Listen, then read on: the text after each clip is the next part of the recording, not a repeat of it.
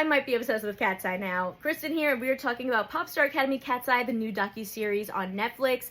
This follows the making of a global girl group with intensive K-pop training. I had heard about the Dream Academy show when it was going on, but I didn't get to follow along with it, so this was cool to get more of like the background information and kind of find out everything that went on behind the scenes, and it's kind of wild. It starts out that they're bringing together these teens who are singers, dancers, want to be the next big global superstars, and putting them in this two-year intensive K-pop training to eventually debut. And we're following this on the docuseries, but what we know and what the production team knows and the people that are higher ups all know is that they've been lying to these minors for 2 years who think like, oh, okay, if I just work hard, I'm gonna make it into the group. No, it's actually a survival reality music competition. They're being trained so they can be put out on the internet to be voted on to eventually get in this group. And I get reality shows, we need the story, we need the drama,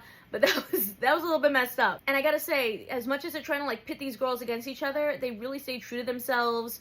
They stayed a strong sisterhood, and I think that was more empowering and told a better story than them, you know, falling into the traps of what this production team was trying to do. And speaking of that idea of, you know, if I just work hard, I'll make it into the group, once you're thrown into this like reality competition, nobody knows about all this training that they've done until we've watched this docuseries. When you're watching Dream Academy, you are just going off of what you're learning right there. And so it was interesting to see that certain people hit the audience better than others, whether they were at the top of the training program or not. So like someone like Manon, where there's a lot of drama around because on the show, she wasn't living with the girls, she wasn't going to rehearsals, she wasn't training, and in the program, they all feel like that's not fair, which I get. She was very humble and shared that she didn't understand how in-depth it was gonna be, but also, if the production people didn't want her there anymore, they would have cut her, and that wasn't what happened. So clearly they saw some kind of star quality there, and so did the audience. And I think it goes to show that there's a lot of factors that go into making it other than just having talent, which is unfortunate, but the truth. And I gotta say, I don't think that the Manon drama took away from the show or from the group. If anything, that's what made me interested in checking it out to begin with, and then I kind of loved the group. Everyone really like fit in so well together. You could see that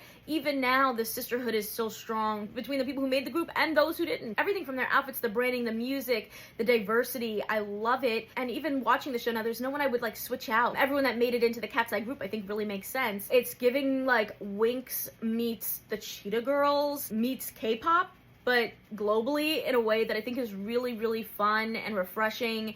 And I'm a fan now. I'd love to hear your thoughts on this whole docuseries situation. Let me know what you think.